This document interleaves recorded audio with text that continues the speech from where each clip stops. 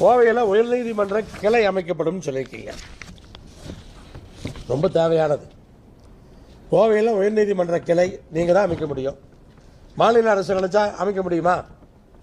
மாநில அரசு அந்த கோரிக்கை தான் வச்சுட்டு இருக்காங்க. ஆனால் நீங்கள் ஆட்சியாளர்கள், நாட்டை ஆளுகின்றவர்கள், நீங்கள் நினைச்சீங்கன்னு சொன்னால் பண்ண முடியும். சரி, இப்போ வாக்குறுதி கொடுத்துருக்கீங்க, எப்போ அதை பண்ண போறீங்க? கோவையில் உயர்நீதிமன்ற கிளையை அமைப்பதற்கு நீங்கள் என்ன முயற்சியை இப்போது எடுத்திருக்கிறீர்கள்?